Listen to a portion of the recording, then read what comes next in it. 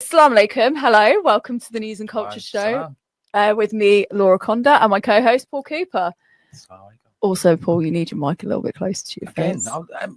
Right up. I'm sitting on top of the thing. What are you on about? Anyway, a little bit about News and Culture Show.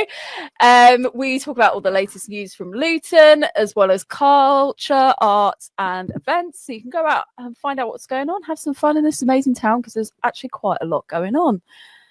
So Paul, how are you? Yeah, can't complain. I've been all right. Just felt a little bit under the weather the last couple of days. Woke up this morning, paracetamol, just feeling. But yeah, that's that time of the year, isn't it? There's definitely something going around, because I am feeling utterly dreadful, and my kids were sick all of last week. So that's been fun. I've got a colleague off at work. Her and her daughter are not well. Yeah, so there's a lot of people off at the minute with things. So may everyone be granted shifa by Allah if you're feeling unwell. But let's start. It's actually been a very positive week in Luton. There's hardly any crime. Oh wow, that's nice. There's lots of nice positive news. I'm actually feeling great. Feeling great. So we haven't got to report that anyone's been stabbed. No one's been stabbed this week. In fact, knife crime remains a priority, but we'll get onto that story in a bit. So well done, folks. Well done, folks. No stabbings this week. Well done to everyone in Luton for keeping safe and not stabbing. Yeah, anyway, keep your teenage kids inside. Maybe that'll solve it. I don't think it's always the teenagers. I think that's very unfair on teenagers. I do think there are a lot of more adults these days committing. Often than not, most of the reports that we've done over the last 6 months or so, it has been the youngsters. It has been the youngsters, but there have been some cases of adults being naughty. So I'm trying to be positive for the young people. I'm being positive today. It's a positive show because there's actually quite a lot of good things going on. Yeah. So the Luton Lightning Fund, which was part of the town-wider creative fund that was administered by Luton Arts. We had Natalie on before. Do you remember Natalie Chen? Many months ago. Yeah, I do, yeah. Who was talking about it. They have finally chosen 11 people to have the up to £1,000 award, right. Which is called the Lightning Fund. So artists, creative groups, they all have strong links to Luton, and they've been awarded this fund. There's poetry, there's film, there's music, textiles, and immersive sounds. And they will transform Luton venues and public spaces with a fresh cultural experience. So there's Chris Burford, for example, who does brushes for strokes. It's going to be an art workshop supporting stroke survivors and people with neurological conditions, which I think is absolutely wonderful. I thought you meant when you said brush for strokes. I thought you meant strokes with a paintbrush. That's the play on words, Paul. That is the play on words that they've done there. It is for both. In both elements, yes. Well, it shows their play on words works, because that's what I thought they were. It is. Yeah, that's what I thought they were talking about. Oh, I've also just realised I didn't set my timer either. We're doing really well today, guys. Really well. We've been going for 3 minutes, so that means we have that long left. Anyway, so we've got Aya, who's going to be doing floral canvas. Oh, I can't speak today. Floral and canvas installations. Yep. Transforming local spaces with vibrant reflections of life and belonging. Dana Hudson, who's going to be doing Where the Arrow Falls. It's a musical retelling Achilles and you can tell I didn't do ancient Greek or any sort of history. Patroclus. It's going to be Patroclus. There you go. I was waiting for you to step in. I was trying to work out how to pronounce it. I was waiting for you to step in and hope that you would know. That's going to be at the Hat Factory. Luton Sparks Productions, which are a community-led theatre project blending martial arts and comedy to explore resilience and confidence. That sounds amazing. Derek Stewart is going to be doing a docu-series spotlighting Luton creatives, musicians and community champions. This sounds awfully familiar. I might have seen a documentary doing that already. Or two. But anyway... Safora Ahmed, she's going to be doing My Nan, My Roots, a video series sharing family stories and cultural memory.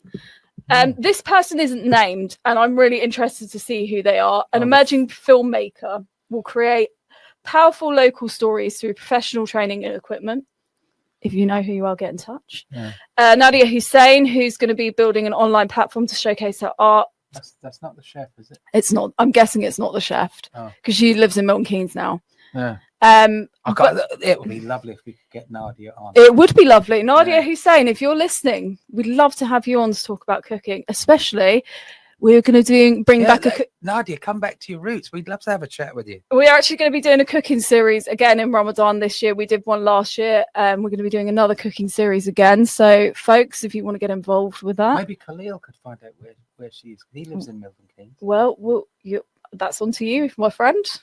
Well, I'm not connected with the Khalil. So maybe we'll have to speak to Mr. Tarek. Mr. Tarek is the expert on all this. So, Acoustic Surveys Art Lab. They're doing adventures in sound, workshops of exploring rhythm, improvisation and play. Laura Mathurin. Yep. Creating immersive audio stories with young people in local community gardens. And James Anderson, who many people probably have seen around the town. He's restoring historic hat making machinery to preserve Luton's heritage and pass on skills to future generations. Oh, so he's teaching youngsters how to make the hat. Yeah, James is only a youngster himself. I believe he is. Please don't kill me, James, if this is wrong. He's 19 or 20. Wow. And he is making hats. If you've seen people recently going around with straw boater hats, they have been made in Luton by James himself. Wow. I've been speaking to Imrana, who presents the book club show, because she actually is involved with Luton Arts, and we're hoping to get some of these lovely people that have been awarded the funding on to talk about their projects, because I think it's a really great series. I've been trying to get James on for ages, and if you're listening to this, James, here's my plea again. I've messaged you. Everyone else has messaged you. Just come on my show.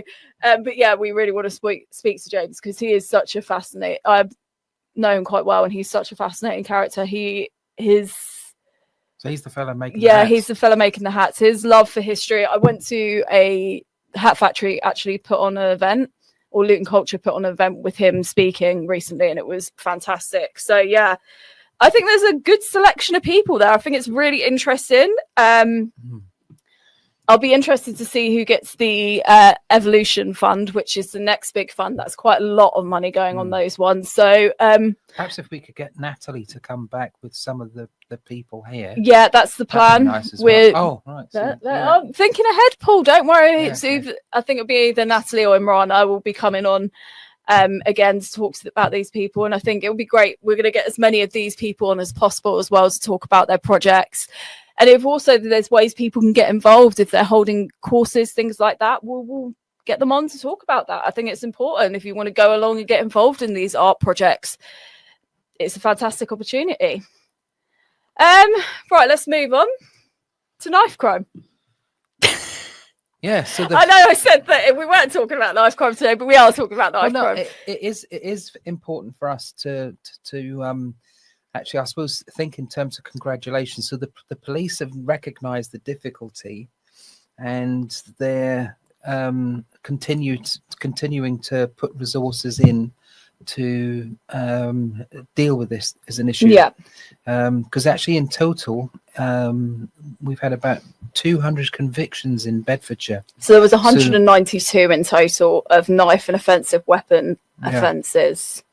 So our local forces have been, mashallah, they've been very busy. So we've got a lot to thank them for.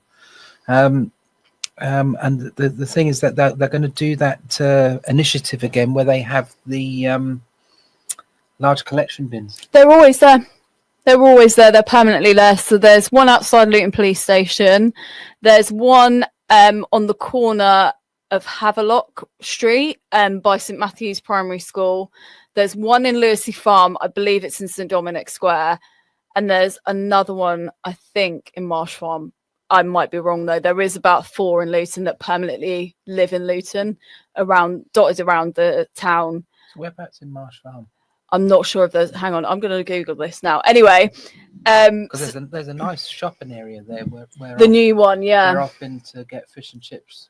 Oh, have you been there? I haven't tried that yet. Yes, that's nice, actually. I went there probably in August time, so it's a while ago, but it was nice. Yeah, because they have them all over the county, these bins, but the ones in Luton, pretty. Why won't they just give me the bin list? The bin list. I want the map. Anyway, let's keep going. So yeah, it is slightly up from last year. So obviously this year to June, there was 192 knife offences. Last year there was 187. So it's only slightly up, but it is still less than 231 in 2015, which I believe was the highest. Please do correct me if I'm wrong. I believe it's the highest. Here we go. In Luton.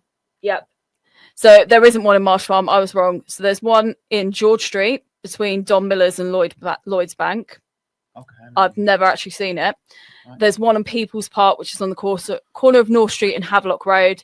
And there's one in St Dominic Square car park as well. So there are knife bins available if you do find knives, if you have knives that I think even if you're just disposing of knives, because you think about it, but say you got a load of old knives that you're getting rid of, where would you put them? You don't want to actually put them in the bin. I think it's a really bad idea. You can just take them down to this amnesty bin if you want to just make sure it's securely disposed of and there's no risk that it could get into the wrong hands. I think is probably the best option. But yeah, they're available across the county. There's still the forces working closely with partners in policing, education, community organisations, which we'll talk about briefly in a minute, to tackle the root causes of knife crime and prevent young people from getting involved. You know, I think they're trying their best. They are doing a lot in the town to fix that. 20,734 across the country. Knife and offensive weapons offences were formally dealt with by the courts in the last year. So 192 for Bedfordshire over the year. I suppose you can think that's not that good, but when you take into account the proportion that is over the whole country, and bearing in mind, it's not when we say Bedfordshire as well, it's not just Luton. Oh no, it's the whole county. It's the whole county. So it does include places like Bedford. There's other towns in the county. So it's not all a Luton issue. Bedfordshire Police Knife Crime Lead Superintendent Alex House said, while the latest figures show a slight increase in knife crime cases dealt with by the criminal justice system, bearing in mind when we say these figures, these are cases that have been dealt with by the criminal justice system.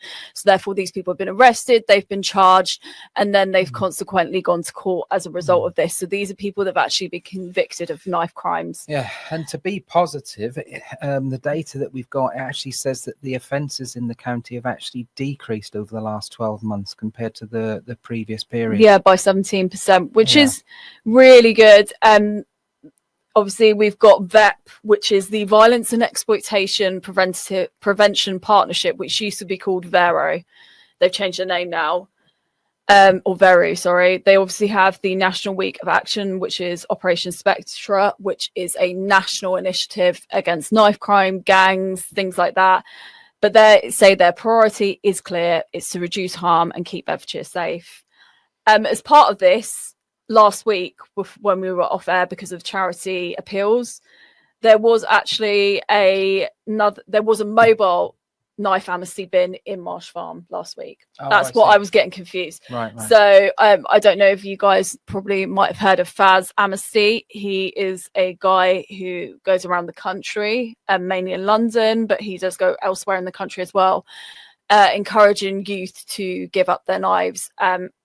He basically does an amnesty on behalf of the police. They were joined by street fathers and mothers from Luton, Wingman Mentors, which is Cy Philliott and his wonderful partner, Michelle, Luton Borough Council, Luton Town FC Community Trust, and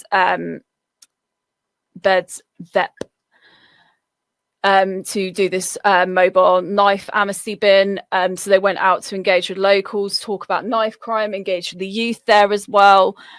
So I think it's a really good initiative, and there obviously is things you can see clearly. There's things being done around the county, particularly in Luton, to reduce knife crime. And alhamdulillah, it seems to be working because, like I said, we're not reporting on knife crime this week, but we are a little bit, but not because someone has been stabbed. So alhamdulillah, I think would be my thing of that? Well, it's one of those things. You cannot. I suppose the listeners can often think we're being negative and only focusing on the negative because we report it. But the point is, folks, that our thinking is if we don't report it and we don't make it forefront in your minds, how do we address it? How do we make things better? So, of course, that's our thinking by making sure that we do report it and bring it to your attention, what's going on. Because then, of course, if we're talking about it and then the message gets out to everyone and especially to the young, they're going to think, and the parents as well, because they need to know, or they should know, what their children are getting up to. And I think it's really important as parents, because your children are a bit older now, but as someone that's got parent of teenagers, it's important that we kind of have these conversations with them. We understand what's going on, especially if they're at risk of getting involved with gangs or getting involved in situations that would potentially put them at risk. So I think it's really important. That's why Street Fathers are out. They are still looking for people to volunteer. So if you do want to get involved with Street Fathers Luton, you can do so by going to their website and completing a form. Now, there's two stories that are kind of linked together that I want to talk about. So this is the illegal scooters and e-bikes being taken off Luton streets. So Bedfordshire Police have shared they've done a operation to improve road safety, and as a result of that, they've seized 24 illegal e-scooters and e-bikes off Luton streets. They did a crackdown Wednesday, I believe, last week. During that operation, one man was also arrested for breaching a court order. So well done to them. So basically, the forces vowed, so Bedfordshire Police have vowed to come down hard on those who ride privately owned e-vehicles on public roads and explain the risks they pose to pedestrians, road users and riders themselves. Because unlike other places in the UK, so Milton Keynes, so locally, Milton Keynes, Northampton, they both have e-bike and e-scooter.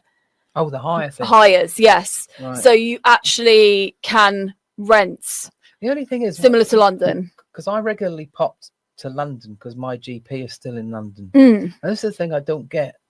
You see these things sort of like abandoned.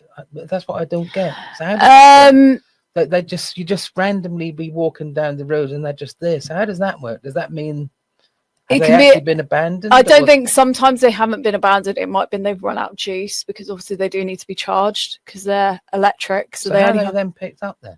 I know that in London they go round at night, and there'll be guys that go around in vans and they will collect bikes that are not where they should be and put them in their charging one of those e-tags? And put them back in. They all have e-tags in them. And then they'll just pop it on they'll the van. put it back in the charging points. Essentially.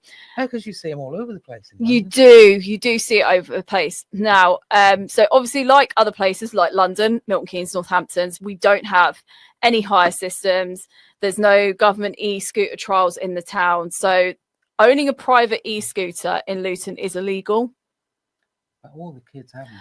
Not all the kids, not just the kids as well. A lot of the adults have them. So I was parked on Blundell. Well, I wasn't parked on Blundell. I was stopped at the traffic lights on Blundell Road, where you go onto Leagrave Road and up to Oakley Road that way. I was stopped there yesterday at the traffic lights.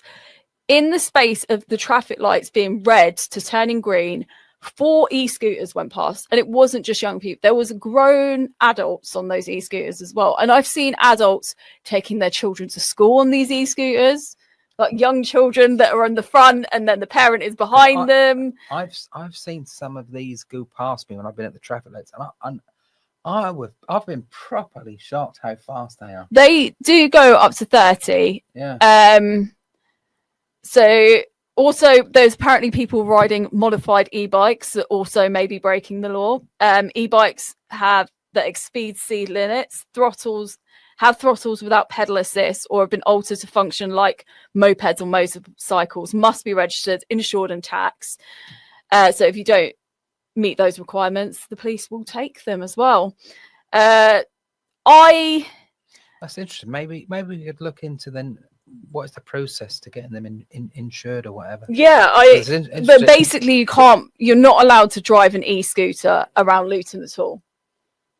because there is no scheme to hire it, and it's not part of the government's e-scooter trials, and therefore as a result you're not allowed, it's illegal to ride e-scooters in Luton. There is no way you can insure them, there's no way you can ride it legally in Luton. I've just lost my headphone, but elsewhere you can. So if you went to Northampton, I believe you probably would be able to have your own private e-scooter, but you definitely can hire them, because I went to Northampton 2 weeks ago and they were everywhere and they were really accessible, and I nearly rented one myself to get back to my car because I couldn't be bothered to walk. I'm not gonna lie, a bit lazy, but yeah. Have you ever been on one? I have, yeah. When I went to, so come on, tell us, what are they like? When I went to I went to Berlin. Go back in the day when I was a kid, so scooters existed, folks, but you literally had to push them. You actually had to push it with like your left leg as you were standing on. So that was a real scoot. So I went to Berlin in 2019 where they are legal. Right. So basically in Berlin you have to use the cycle paths, and obviously all the roads have cycle paths, but you're supposed to use the cycle paths or the road for e-scooters. You're not supposed to use the pavement. They are really fun to use. They are slightly terrifying, and it's actually quite unnerving that you can rent one and not have a helmet, because I think that is the biggest issue, is that probably people in the same way you probably wouldn't use a normal pedal bike without a helmet, surely, unless you're Dutch. I don't know, I'm asking Paul. Oh, do I use do you have bike? Yeah, I've got a helmet. Yeah, you would, wouldn't you? You'd use a helmet if you were using a pedal bike, but these go much. I thought it was only because I'm getting old and therefore I'm getting a bit more sensible. I don't know. No. My son rides to college every day, and I do. Even he will tell you, always wear your helmet. Safety first. Yeah, the other pluses though, especially when it's chilly, it does keep your head warm. It does keep your head warm, but yeah, it's actually quite terrifying how fast these go, and the fact that you can just bop around with no helmet on is quite. But then again, it's the same in London. If you think about it, if you rent those Lime bikes, they're electric bikes, and you can just bop around London on an electric bike, and that's much more terrifying because people drive terribly in London. I mean, they also drive terribly in Luton. I don't know if you've seen someone driving in Luton, but yeah, the next story then tickled me because it came straight after. Your chance to have your say on Luton's transport, the future of Luton's transport. We're not going back to the red routes again, are we? We're not going back to red routes, though. Oh. Savage Javid, sorry, not Savage Javid. Wrong place. Wrong place. That's London, mate. I'm getting confused. Javid Hussein is involved, but that is because it is under his strategy. I apologise, Javid Hussein. Please don't hate me. Anyway, so people in Luton are asked to have their opportunity currently to shape. Sorry. I thought you were taking your inhaler. I was like, I've made you laugh so much you've started wheezing. No, you sort of made me giggle there, man. Oh, it's been a long week. Okay, it's not the first time I've messed up someone's name or just completely got the wrong person, but yeah, we'll move. So yeah, people in Luton will have the opportunity to shape the town's transport as the council opens its consultation up to the public for the next 3 months. So this is going to be a new draft of the local transport plan set out to. So this is not going to be where they set up a thing like with the red routes and then ignore what everyone says and go ahead and do it anyway. Can I just say that is Paul's personal opinion. That is not the opinion of Inspire FM. Luton Borough Council will take people's views seriously. It's true, folks. I'm not an employee of Inspire FM. I'm just a volunteer. He's just a man with an opinion, and I have to make that very clear. So Luton, so I don't get shouted at by Luton Borough Council. But yes, but I'm just being honest. That's your view. Well, that's your view. That's your view. I'm just gonna keep singing it. Anyway, so they need to. But you haven't got anything to counteract what I said, though. I'm saying I'm not saying the Luton Borough Council have said that they will listen to the opinions of the public. Whether that affects their decision or not is yet to be seen. Because so anyway, what is it they're saying that they want to do? Anyway, so they need to let's give them a fair shot. Let's give them a fair shot. Okay, so what do they want to do? As part of Luton's 2040 vision, they are planning to make transport more cleaner, more reliable, and more inclusive. Yeah, because none of us will be Because on there because of the red routes, we won't be driving. Because as part of Luton's 2040 vision, we're going to be a net zero town. So they now are trying to look at designing the future to make the town more healthier, fairer, and more sustainable. So they now want to focus on getting people walking, cycling, and using wheels for short trips. What sort of wheels? No, it doesn't specify. It presumably they mean pedal bikes. I'm guessing it's not e-scooters. Yes, not e-scooters. It's not e-scooters. But obviously, if you have a strong opinion about e-scooters, you could theoretically give your opinion on the e-scooters. But yeah, so they are asking the public for their opinion on what they should bring. Well, they are green after all. They are electric. They are electric. That's what I mean. I think it's really actually, since they are electric, maybe we could come up with a system. Well, no, since they are green, maybe we could come up with a council system how people could get them insured. Well, I have been asking Councillor Javed Hussain. I've asked numerous times. I want them to bring in a rent-a-bike scheme to Luton. Because currently, if you want to rent a bike in Luton, you can't. You can, but you have to rent them from Central Bedfordshire Council, and they're only at Leagrave Station. But if you don't own a bike and you wanted to travel by bike somewhere, whether it be in Luton, whether you want to go a little bit further afield in Central Bedfordshire, you can't do that. And I said that if you want to encourage people to use more public transport, cycle more, get involved more, they need to have accessible ways of doing that. And an accessible way of doing that is a bike hire scheme, similar to what they have in London with Lime bikes, something like that. I'm not saying specifically bring Lime bikes to Luton, but even Watford has rentable bikes. Even our rivals have rented bikes, but we don't here. And I think it's a really...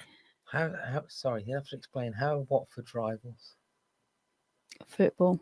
They're football rivals. And also they just don't like us either. They just think we're scummy scum, but they'd be wrong.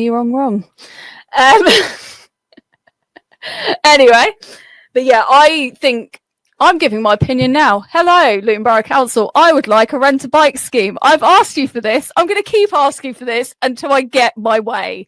I want to be able to rent a bike in Luton because I actually have a bike, but it's currently sat in my mum's garage and I can't get to it. And I also would need to get like new inner tubes and everything like that because it's been sat there for years. So I have to rent bikes. I have to go to Leagrave Station. I have to rent bikes off Central Bedfordshire Council if I want to go on a bike ride with my kids. And I'm begging Luton Borough Council, do one over on Central Bedfordshire Council. Bring some more bikes in. Bring cheaper bikes.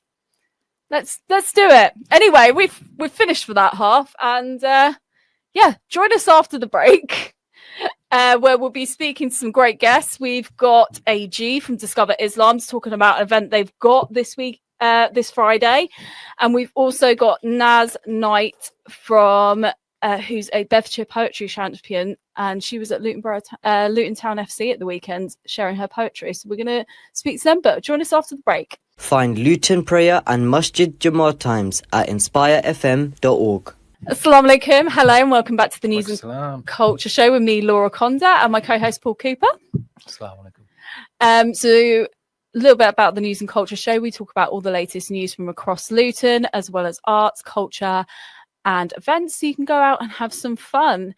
Now, joining us now is someone very special from Discover Islam to talk about an event they've got on this Friday. We are joined, you will have seen him on Houses of Allah, if you've ever watched it, Abdul Ghafoor. Assalamu alaikum, Abdul. Wa alaikum assalam. Thank you so much, Laura and Paul. I'm sorry, I've never listened to this show before, but I am so intrigued about what we're going to be talking about. So thank you for the invite. No problem, brother. Thank you for coming. So do you want to start off? I mean, most listeners to Inspire FM probably do know what Discover Islam is, but do you want to just give people a quick rundown if they haven't heard of Discover Islam? Yeah, Discover Islam was set up 14 years ago. It's a public information center about, guess what? Islam. Like, should anybody have any questions, you can pop in Monday to Saturday, 10 till 5. You can have a chat to Hamza, who works there. or Sohail, or you can have a chat to, we have an imam on Saturdays who also covers as well. So between them, they open the center, they welcome people, they provide food, they provide advice, and of course, anybody who'd like to learn about Islam, they respond to any questions. Fantastic. And you've been running a curry kitchen, or Discover Islam has been running a curry kitchen now at the Discover Islam on a Friday. Do you want to talk a little bit about that? Curry. Yeah, so the Curry Kitchen is a collaboration with a community interest company, Community Interest Luton, headed up by Mushtaq, who many will probably know, Shahid, his brother as well, that involved in Venue Central, Sujal, who's been absolutely critical. Sujal is also very involved in Discover Islam. And what they do is they speak to local businesses and donors and try to get enough funds to be able to feed 100 people who are homeless from the Discover Islam Center every Friday. They prepare food offsite at VC, and then they bring this, normally a curry and some rice, boxed and ready, and they prepare for people to collect it from the center. In the early days, I'm not sure, I haven't been for a long time, but in the early days, I remember we didn't used to get enough homeless people coming to the center. So we then used to put it in our cars and drive around to the different homeless shelters and give it out there. Mashallah. Mashallah. I didn't know about this. No, I did know vaguely about it, but because there's quite a few of you guys doing this type of thing. There's obviously the Gurdwara as well. They do a curry kitchen. There's also one of the masjids, I believe, on Westbourne Road. They also do a monthly curry kitchen as well, I believe. Don't quote me on that if I'm remembering rightly. So yeah, there's quite a few things. But you've got this special event this Friday because you're obviously celebrating 14 years of Discover Islam. Do you want to tell us a little bit about it? Yeah, so funnily enough, 14 years ago, when the center was being set up, it was actually set up in quite a difficult time. There were a lot of people asking questions about Islam and Muslims. There was loads of, the reason for the center was because there was loads of aspersions, accusations about the Muslim community. They run their own ghettos. It's a no-go zone. They have all these erroneous beliefs. They're backwards, so on and so forth. And the residents of Luton had enough. We'd had enough of hearing this, and we thought, what could we do to answer those misconceptions? And how do we do it in a way that actually adds value to the town? Muslims and Islams are of great value to the world, we believe, and we need to prove it. And we need to actually show that that all these misunderstandings are incorrect, and actually live our faith rather than just talk about it. It's not just something that exists in the Quran, our holy text, right? There's something that people should see through our practices.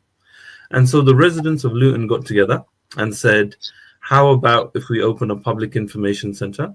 Anybody who's genuinely got questions, or even if they don't genuinely have them, but they got some beef, they want to ask questions about Islam, why don't we just make sure we're available for them so that during the working days, they've got someone that they can access. They don't need to go to a mosque. They don't need to go into no-go zones, wherever they may be, if they ever exist for Muslims. They can just go and pop into the center and say, what do you guys believe? What do you guys think? And at the same time, the center can be a community hub for anyone in the town that needs help. So from there, you've mentioned the curry kitchen that started some years ago. From there, we set up Luton Food Bank. I was involved in Luton Food Bank, and we did a food drive from the center. It's still on BBC. I still go back every now and then and watch the video. It's on our YouTube channel as well, with Colette, with a number of other partners, where we did a massive food drive from the center. And a few months later, we then formally set up Luton Food Bank with the warehouse. We've done clothing banks there, so people that are struggling with uniforms, we've partnered with Level Trust. Courtney Foundation also provides clothes. We partner with anybody that's doing good work. And we use the center because it's right in the town center, as a place that's accessible for people to be able to come to.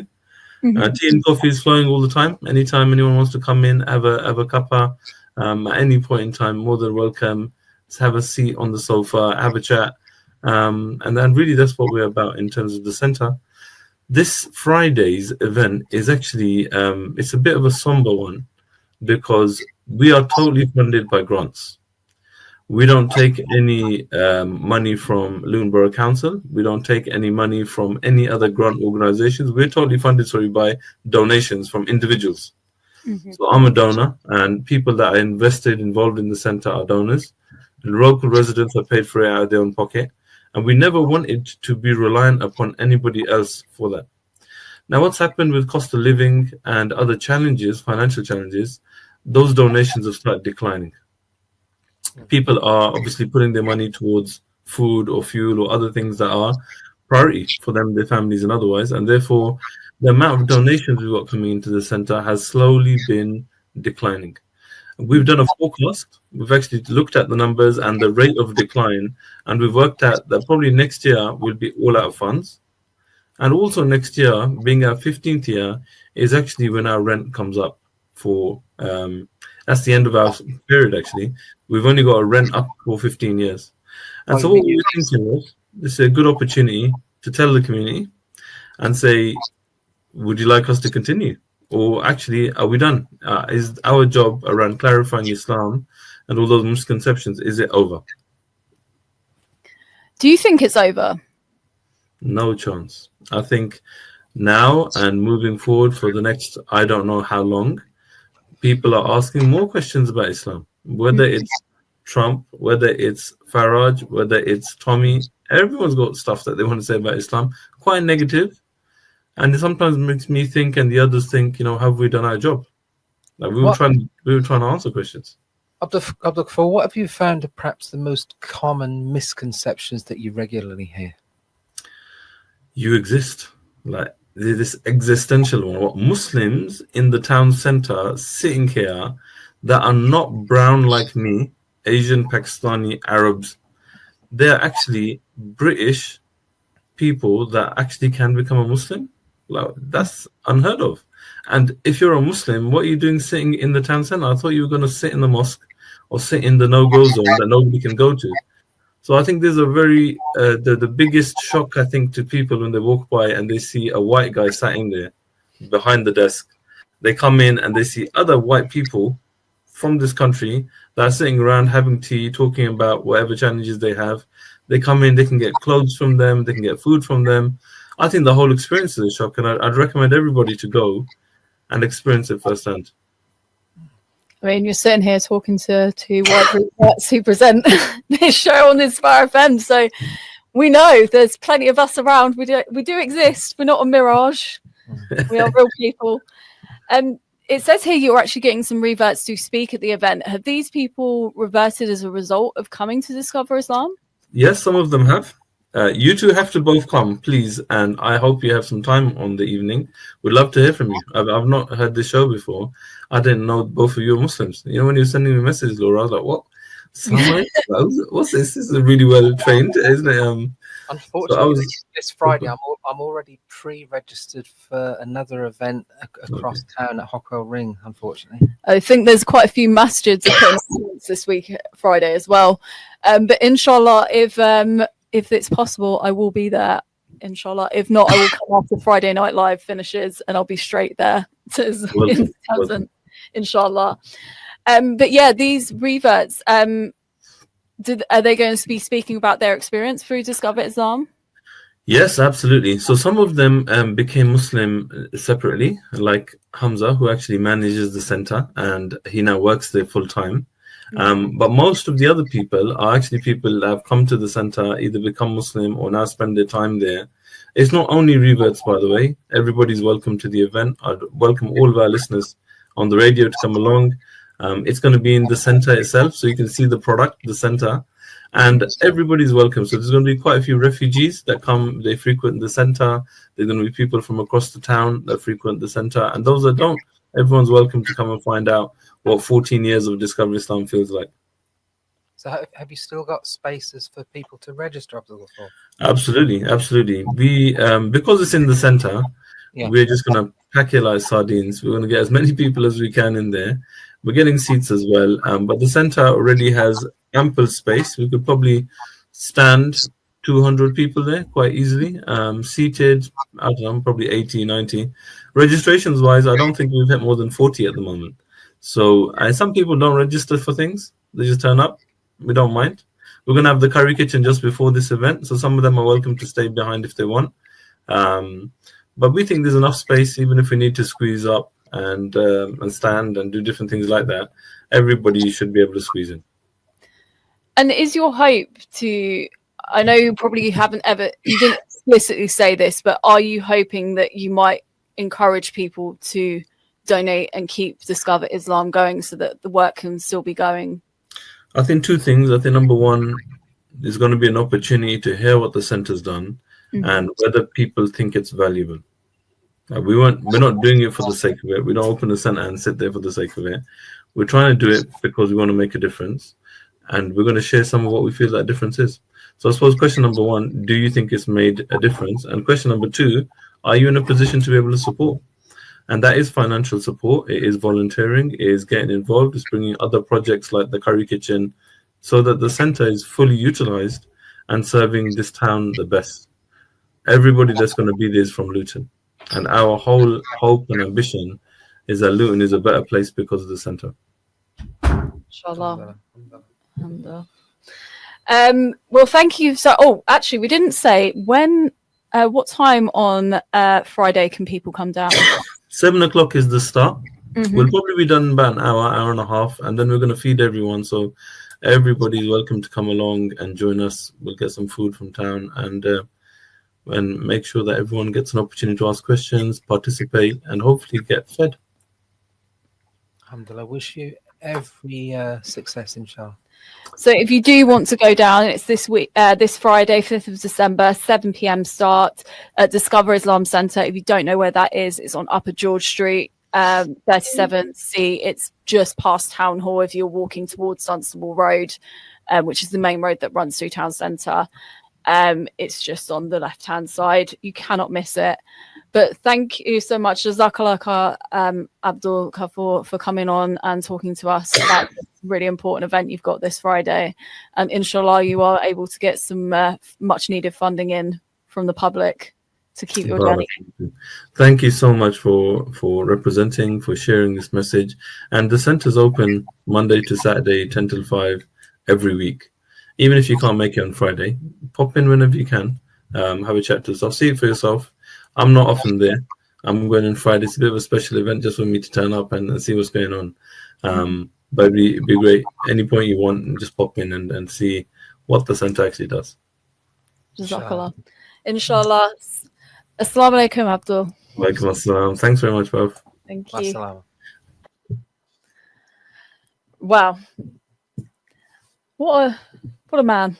Legend. He is this Thursday, actually. If you watch Houses of Law episode, there is a special interview with Abdul Ghaffur talking about Luton Council of Mosques. So do tune in at 7 p.m. on Thursday for that of our special Houses of Allah episode back on. So joining us now is someone who I've known for a number of years. She is a fantastic artist, poet. She is just amazing, and she has done so many amazing things across the town. It's Naz Knight. She is currently Bedfordshire's poetry champion. Hi Naz, thank you so much for joining us. Do you want to explain a little bit about your creative and journey through the years? Because you've done quite a lot in quite a short space of time.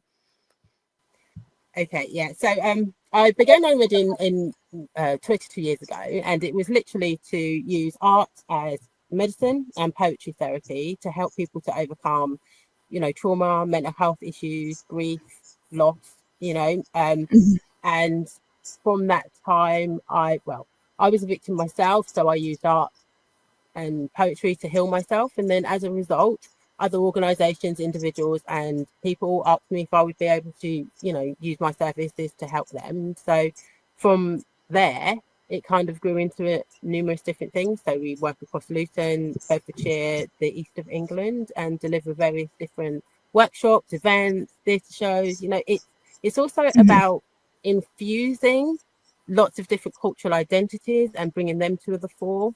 It's about anchoring back into a lot of ancient history, a lot of ancient philosophies, ancient healing practices, using words, poetry, art, sound, colour, vibration, and as healing. And over the years, we've worked with a number of different organisations, and that journey took me to become the Poetry Champion of Bedfordshire, where I work on the Poetry Together project with Giles Brandreth and Her Majesty the Queen Camilla, and more recently to Luton Town Football Club, where I work with the National Literacy Trust, who's trying to raise literacy levels in across England, and the Arts Council, who's trying to raise the profile of artists within Luton, and investing into areas, you know, that have been under resourced, shall we say, into enabling both literacy levels and creative talent to thrive and grow. So that's really the point of the A Poem for Your Club project. It's really literally to help raise literacy levels in reading and writing, and to help our local talent to be visible and seen. So that's why it's wonderful to be part of this project, which brought together so many different unique community groups, different schools, different organisations from different backgrounds to come together to collectively make this one poem for Luton Town. So which schools have you been able to work with, Naz? I worked with Ty Farm, Wigmore Primary School. I work with Ability Councils, the disabled groups, a variety of different organisations. I think there's 6 different workshops, so there was a number of different ones involved. Oh, wonderful. So there's a lot of children you worked with then? Say again? I said there's a lot of children you've worked with. Yes, most recently I was working with the Young Poet Laureate programme, which launched during Young Poet Week, which took place last week. So I've been delivering assemblies to 2 schools there. That was 350 students. Like, we're trying to encourage writing and reading for enjoyment rather than just for education and schooling. So yeah, there's been a number of different students that I've worked with across this project, and with the National Literacy Trust, which does primarily work with a lot of schools, primary. Yeah, because recently it was in the news that they'd actually reported that young people aren't reading enough anymore, which is it's very, very sad. If you think they've all got these phones in their hands, giving them the opportunity to find out information, but they're not actually using it to read things. That's very sad, isn't it? They're not using it to read formal books like fiction or non-fiction, but one of the things that by using screens, they are reading. And that is one of the things that I think it's important for people to understand when it comes to reading for enjoyment and writing for enjoyment. If you are reading on social media, if you're reading text messages, you are still reading. It's the enjoyment factor that has been taken out of that I think is what is making people struggle more. We are at the moment, I think it's like 1 in 4, that's 26.6% of young people state that they read for enjoyment, you know. And I think it's important, especially with National Literacy Trust year of reading that will be next year, that we understand that reading is all sorts of reading. If you enjoy learning about a subject, if you have a hobby and you read about that hobby, an article online, that is still reading, even for enjoyment, even though we don't necessarily categorize it as that. So we have got lower reading levels, but we have got the opportunity to engage in reading more for fun rather than just reading a novel or a short story. You know, like a poem is short, but you can also read articles and things like that. So there is a lower than expected level of reading for enjoyment, but I think we are reading still. I think young people are reading, just not necessarily in the traditional ways that used to be measured before. Right, I see. Okay. So You've taught me something there. yeah. How many poems have you written as part of this being a poetry champion as a result of this? Me personally, I write every day because I just enjoy writing poetry. So there's been a number.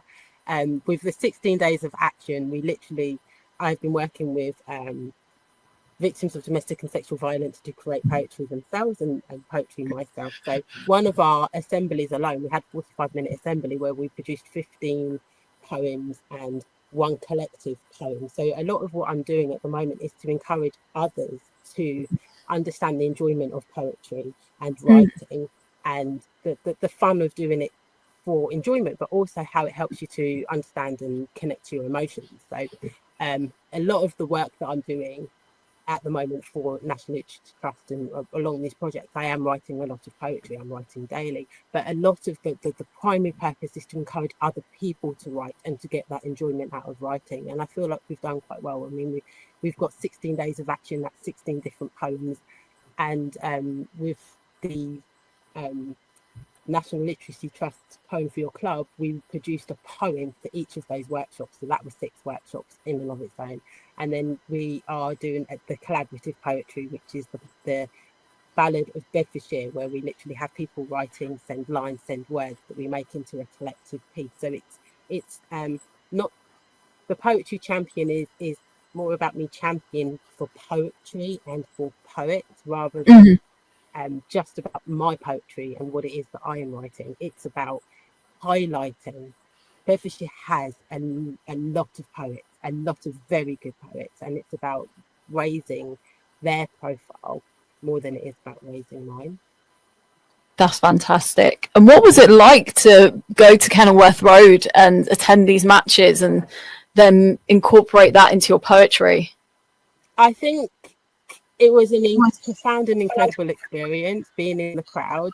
I mean, I grew up through the 80s with football hooliganism and the kind of undercurrent that existed during those periods of time. And you can see this, how much growth and development there is. There are much more multicultural crowds. It is about sharing language, sharing backgrounds, bringing together the identity of us all collectively, rather than it just being a very singular, this is football, this is what the fans look like. It's about the togetherness, it's about the bringing it of people together. And that is one of the things, look, winning or losing, that in the stands, that is the one thing that exists amongst fans, is this togetherness, that we're in this together, that we are underdogs together, that we're fighting together, whether it's on the pitch or in our own personal lives. But it's that coming together and the cacophony of sound, like the vibrations in the stadium, the love and the warmth and that people camaraderie that they have for each other. It has all these emotions that you're able to capture and infuse into the poetry, and so that it really is, it's not a poem for our club in the sense that we're writing it for them. It creates this, we're writing it for us, this is about us, this is our life, we are Luton, you know, we're their 12th man and we are Luton Town. Are you able to share one of the poems you wrote as a result of this? Because it's amazing to hear how passionate you are about this. Oh, that would be nice. Well, the official poem, The Hatter's Call, has now been officially published, so I can share this with you if you'd like to hear it. Definitely, please. Yeah, that'd be lovely. Okay, it's called The Hatter's Call. I'm proud to be a hatter, feeling strong and proud. Come on, you hatters, lift your voices loud. I'm proud to be a hatter in orange, blue and white. They see us as the underdog, but we're ready for the fight. In a town where both dreams and planes take flight, we harness our passion, our hearts burning bright. Through streets of our Luton, with scarves held high, our footsteps like drumbeats, our songs touch the sky. With belief as our compass, we are charting our course, fueling our journey with unstoppable force. We stand and cheer and will shake the ground as we rally together, our spirits unbound. From the famous Eric Morecambe, the star on our screens, to the orange sunrise, fueling our dreams. Past terraced red brick, where the town sings loud, we push towards the ground, proud in the crowd. Through the highs and the lows, we stand side by side, chasing glory, powered by pride. At the turnstiles we gather, the hatters unite, Kenilworth calling, the lamps burning bright. I'm proud to be a hatter, feeling strong and proud. Come on, you hatters, lift your voices loud. I'm proud to be a hatter in orange, white and blue. They see us as the underdog, but we'll show what we can do. As the whistle blows, hear the roar of the crowd. We're your 12th man with our heads held proud. The stadium opens, the bowl comes alive, where echoes of history and passion survive. We wear our colours bright as the sun, with the heart of a hatter, we're second to none. From terrace to terrace, our anthem takes flight. Together we thunder, together we fight. Respect for the struggle, sharing the grind, in the pursuit of our goals, our dreams are aligned. Focused on triumph, we chase what is ours. Under these floodlights, we reach for the stars. Luton Town shines and our dreams take a stand. With passion and pride, the Hatters together band. This is our temple, where legends are told. In orange and blue, our fire takes hold. I'm proud to be a Hatter. Hear the thunder roar. With passion unbroken, we will give them more. I'm proud to be a Hatter. Our colours burning bright, with hearts united and victory in sight.